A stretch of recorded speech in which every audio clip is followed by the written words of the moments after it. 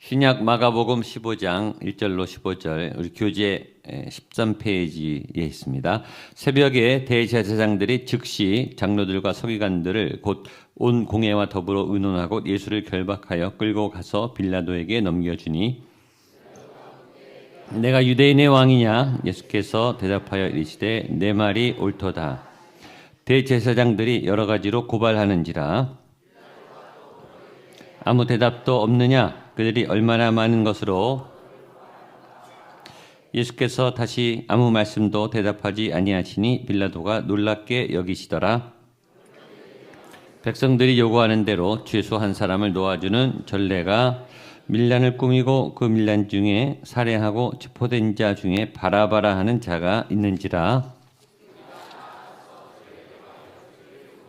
빌라도가 대답하여 이르되 너희는 내가 유대인의 왕을 너희에게 놓아주기를 원하느냐 하니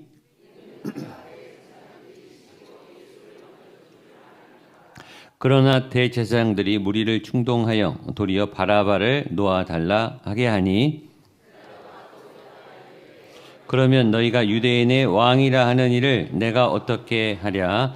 그들이 다시 소리 지르되 그를 십자가에 못 박게 하소서. 빌라도가 이르되 어찌미냐 무슨 악한 일을 하였느냐 하니 더욱 소리 지르되 십자가에 못 박게 하소서 하는지라. 같이 읽겠습니다. 빌라도가 무리에게 만족을 주고자 하여 바라바는 놓아주고 예수는 채찍질하고 십자가에 못 박히게 넘겨주니라. 오늘은 예수님을 십자가에 넘겨주게 되는 불법 재판, 불의한 재판, 또 빌라도의 재판, 여러 재판과 여러 판결이 있지만 이 빌라도가 예수님의 사형을 언도하는 그 결정적인 장면에 의해서 내일 십자가에 처형되는 그 과정. 매년 고난주간마다 반드시 등장하는 인물이 빌라도입니다. 우리가 매주 사도신경에서도 빌라도가 등장하죠. 빌라도는 유대와 사마리아를 관할하는 로마 총독부 군사입니다. 총독이란 지명이죠. 로마 전체 제국에 비하면 유다 사마리아는 변방 중에 변방이고 유다 사마리아 지역을 관할한다. 로마 전체적인 면에서는 큰 권력자는 아닙니다. 그러나 그래도 유다와 사마리아 땅 한 나라 지방을 다스리는 총독의 자리, 로마의 어떤 대리인의 자리에 섰던 그 지역에 있어서는 거의 대통령과 같은 모든 권한을 갖고 있는 사법과 군사와 행정의 결정권을 거의 다 갖고 있습니다. 그리고 이스라엘은 그런 법 집행권, 군사 어떤 무력 사용 이런 재판에 대한 권한이 없기 때문에 이스라엘에 있는 대제사장들과 산헤드린 공의회가 예수를 죽이기로 결탁하고 또 예수님을 사형시키기 위해서는 로마 권력과 연결이 돼서 그 로마 총독의 사형 온도가 있어야 이 사형이 가능하기 때문에 종교적으로 결탁된 그런 관계에서 불의한 재판으로 예수님이 사형에 언도된 장면이 오늘 여기 묘사됩니다. 여기에서 등장하는 인물을 우리에게 계속 암시해 주는 게 있죠. 그 총독의 자리면 물론 지방에 있는 총독 자리지만 그래도 총독의 자리에 아무나 올라가지는 않았겠죠. 그 지역에서 또 그나마 로마 내에서 어떤 능력을 보이고 성과를 보이고 또 정치적인 판단이 있고 또 정치적 줄이 있든지 그 동네 사마리아 유다에서는 거의 왕 같은 존재, 모든 결정권, 사용권을 갖고 있으니까 그래서 이 사람이 여기까지 올라가기까지 굉장히 노력을 했겠죠. 그 지역에 아주 특출한 또 로마 군대 전역에서 어떤 정권과 공을 세워서 한 지역의 수장으로 세울 만한 능력과 실력과 판단력과 또 인맥을 갖추고 있었을 거예요. 그러니까 실력자는 실력자예요. 아주 최상의 실력자는 아니지만 중간 실력자거죠. 그러니까 능력이 좋고 판단력이 좋고 또 뛰어난 어떤 통치 지도자였고 예수님을 직접 만났고 신문했고 대화했어요. 이 부분이 중요하죠.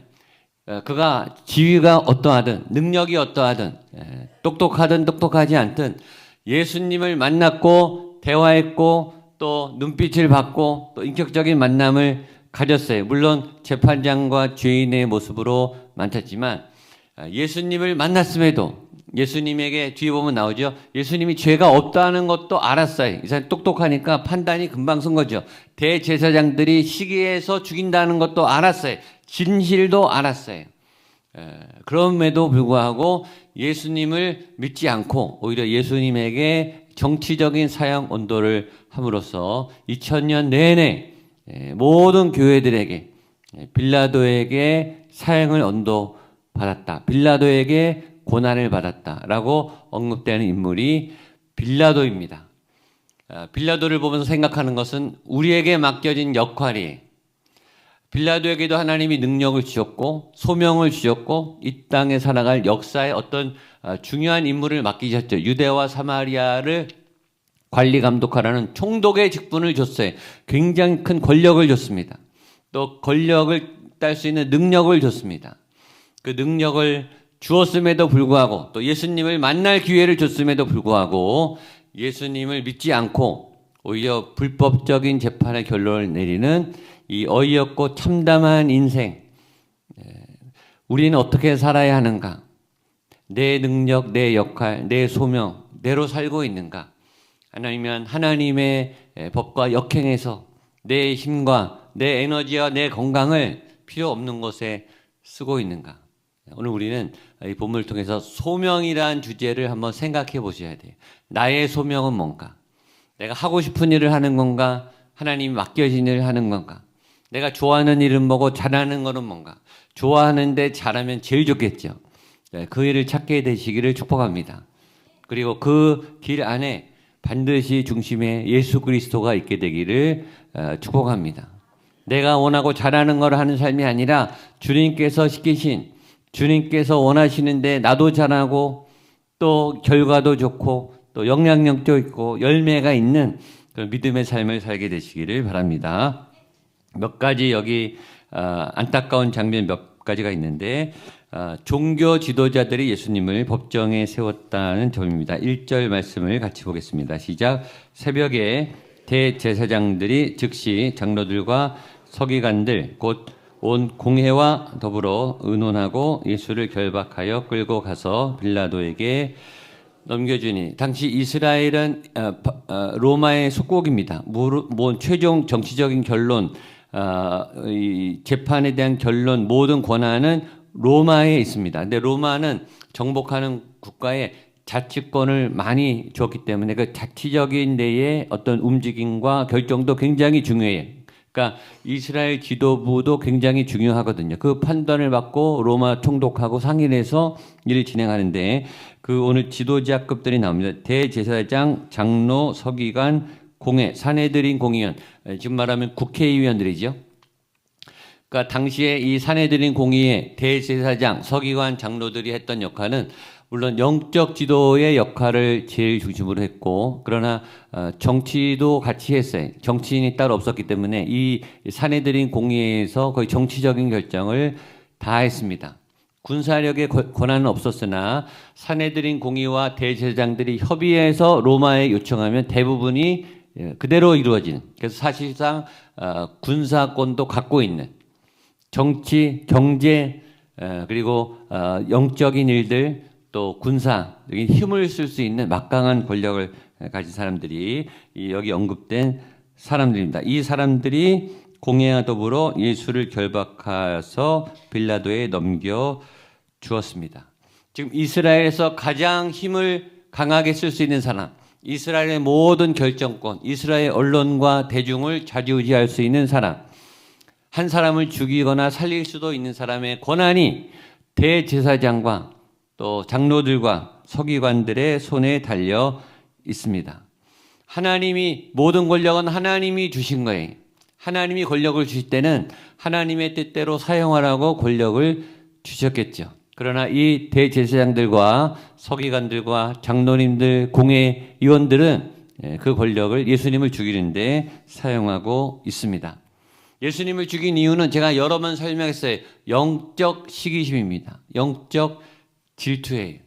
사람들이 자기에게 와서 설교를 들어야 되는데 자기한테는 한 몇십 명 오는데 예수님한테는 몇천 명씩 가서 설교를 들어요. 또 예수님한테 가면 막 삶이 바뀌어요. 그 로마나 이 대제사장들이 제일 무서워하는 거, 여론, 민심이 그쪽으로 막 이동하는 거예요. 몇만 명씩 모이니까. 그러니까 굉장한 위협이죠. 로마에게 있어서도 대제사장과 산헤드린 공의에 있어서도 이거는 국가 전복 사태가 일어날 수 있겠다. 저 예수가 로마를 뒤집는 거 아니냐. 이런 모함과 모의와 소문도 많이 나 있었습니다. 힘을 지금 최고 권력을 갖고 있어요. 마음대로 쓸 수 있어요. 자기들끼리 작당만 하면 얼마든지 이스라엘을 요리해낼 수 있어요. 그러나 예수라는 새로운 힘 앞에 그 힘을 제거하기 위해서 이 사람들이 모여서 예수님을 심판에 넘겨주고 있다는 거죠.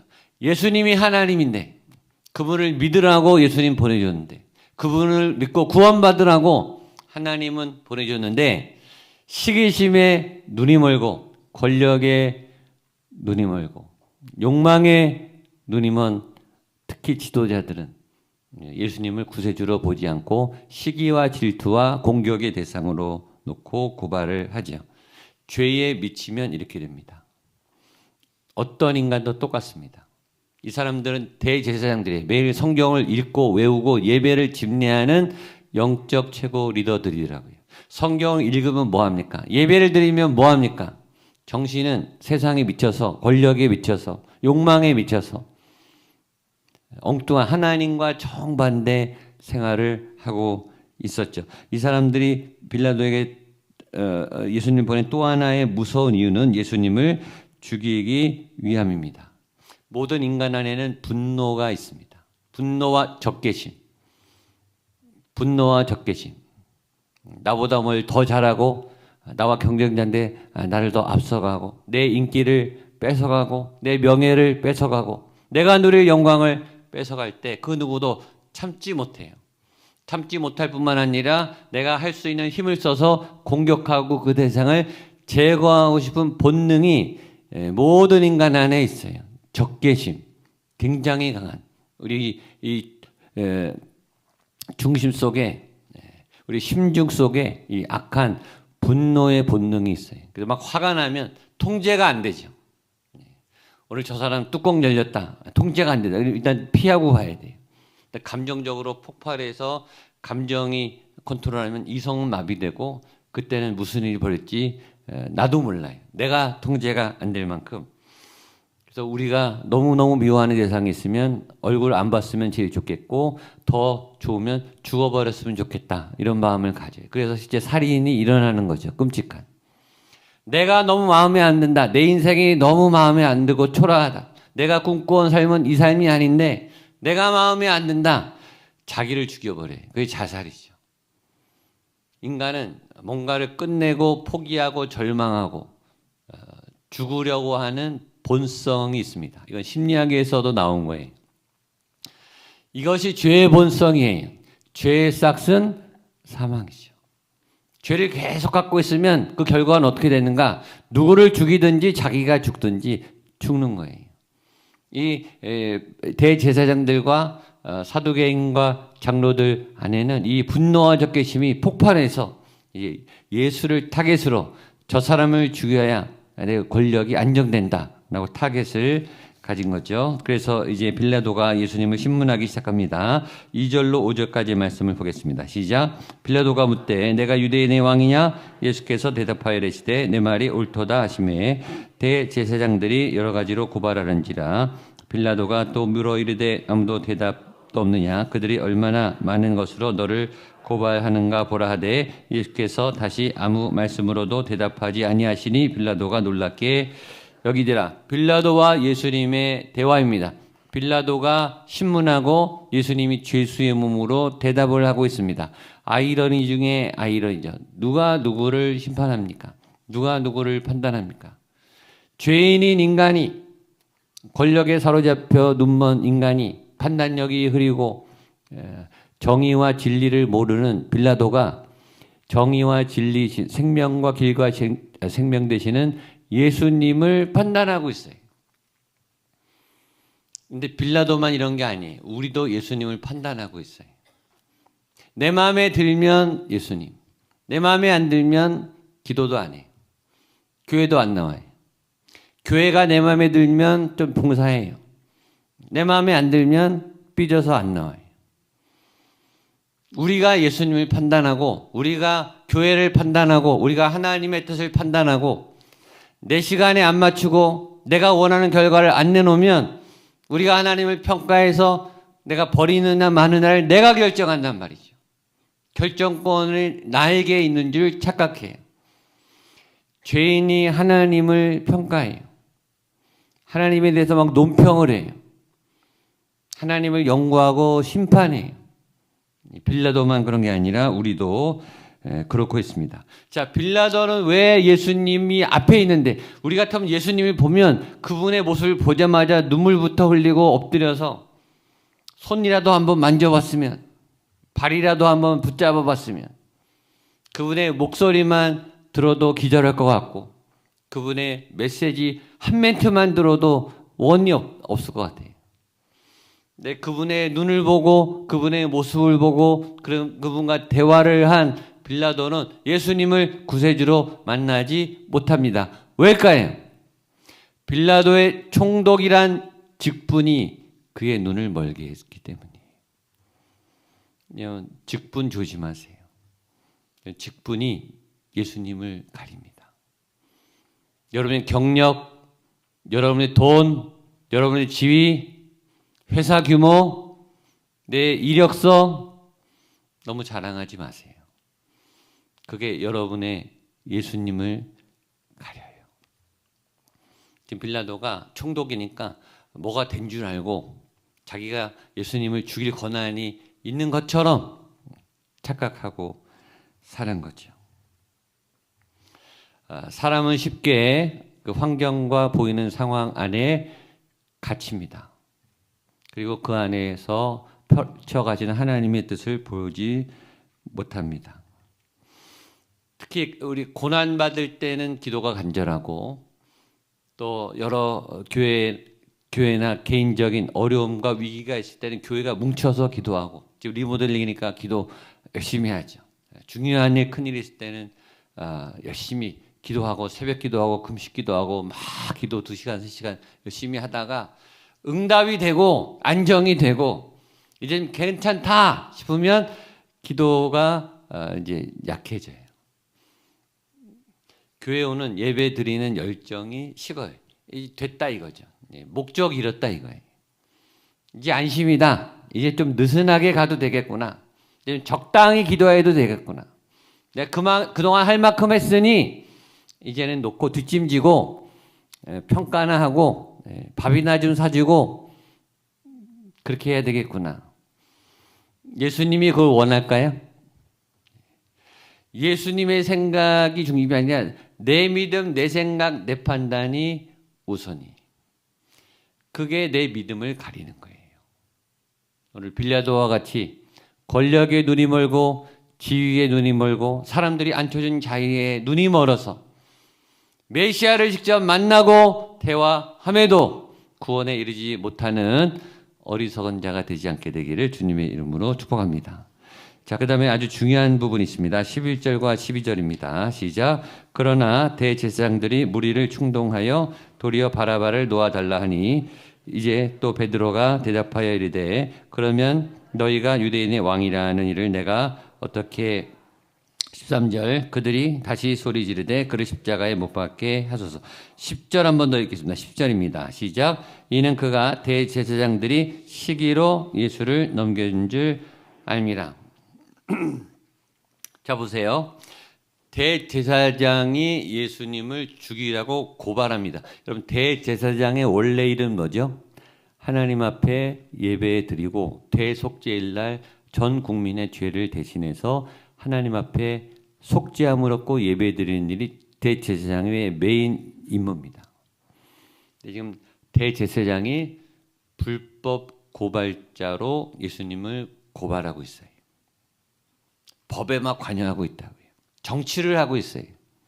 하나님의 일을 해야 할 믿음의 영적 최고 리더가 정치질을 하고 있다고요. 두 번째, 그 이유가 10절 시기로 예수를 넘겨준 줄 알게 됩니다. 하나님을 예배해야 될 가장 겸손한, 가장 거룩해야 할, 가장 자기를 깨끗하게 해서 하나님의 마음으로 중심을 잡아야 할 대제사장이 시기심으로 흔들려서 또 불법 재판을 갑자기 만들어서 밤중에 소집해서 예수님이 저기 갔다 저기 갔다 끌고 다니면서 벼락치기로 불의한 재판을 진행하고 있는 장본인이 대제사장입니다. 거기다가 11절 대제사장들이 무리를 충돌해요. 민심을 충돌해요. 민심을 이상한 곳으로 끌고 가요. 그러니까 백성들을 잘못 인도하고 있다는 거죠. 그러니까 예수를 죽이고 바라바를 놓아달라고 하여튼 언론을 통해서든지 민심을 충동시킵니다. 그 빌라도가 말합니다. 그러면 유대인의 왕을 어떻게 해야 되느냐? 바라바는 놓아주고 예수를 십자가에 못 박이라. 어떤 상황이냐면 예수에 대한 최종 판결을 해야 돼요. 누가 해야 되냐면 빌라도가 해야 돼요. 그리고 대제사장과 이스라엘의 선동된 무리들은 예수님을 십자가에 못 박이라고 다 돈 받고 뒤에서 다 소리치면서 그게 민심의 대표인 양 소리치고 있습니다. 어떤 상황이냐면 이제 빌라도가 선택을 해야 할 기회입니다. 선택과 판단과 결정을 해야 돼요. 여러분, 선택권이 주어지는 건 좋은 거지만 선택이란 기회이면서 위기입니다. 여러분에게 선택권이 주어졌을 때 그건 좋은 기회예요. 아무에게나 선택권이 주어지지 않아요. 하나님이 선택권을 여러분에 준 것은 굉장히 좋은 기회예요. 그러나 그것은 최고의 위기일 수도 있습니다. 그 선택을 잘못하면 빌라도처럼 2000년 내내 모든 교회에서 예수를 죽인 인물로 계속 회자되는 거예요. 빌라도가 천국 갔을까요? 못 갔죠. 정치적인 판단을 했어요. 예수가 죄를 없다는 걸 알면서도 무죄 선언을 하지 않고 법대로 심판하지 않고 정치적 심판을 했어요. 민심이 무서워서 민심이 이 로마에 올라가면 자기 자리가 왔다 갔다 할 거 아니에요. 그죠? 또 막 투소가 올라갈 거 아니에요. 그럼 거기 합당하지 못한 총독이네, 너 아웃 이렇게 되잖아요. 그러니까 그게 정치인들이 제일 무서워하는 거예요. 민심을 잘 이끌어서 자기 지위와 권력을 차지하고 하는 그 선택의 기회 때 빌라도는 진리를 선택하지 않고 협상을 하고 자기 이득을 위한 결정을 했습니다. 그리고 이것이 승리한 것처럼 보이지만 빌라도는 인생 최악의 선택을 한 거예요. 이스라엘 역시 최악의 선택을 합니다. 자기 민족과 올 일을 구원하신 예수를 십자가에 못 박히게 하는 가장 최악의 민족으로 역사에 남게 됐습니다. 자, 14절과 15절 마지막 보겠습니다. 시작. 빌라도가 이르되 어찌 미냐 무슨 악한 일을 하였느냐 하니 더욱 소리 지르되 십자가에 못 박게 하소서 하는지라. 빌라도가 무리에게 만족을 주고자 하여 바라바는 놓아주고 예수는 채찍질하고 십자가에 못 박히게 넘겨주니라. 아멘. 자, 빌라도가 정의롭게 결정하여가 아니라 무리에게 만족을 주고자 민심을 따라 민심이 대의다. 민심이 정의다. No! 민심은 정의가 아니. 여론은 정의가 아니. 정치적 결정은 하나님의 정의가 아닐 가능성이 많아요. 하나님의 뜻이 옳습니다. 자, 빌라도가 사형 언도를 했어요. 그래서 예수님이 사형이 됩니다.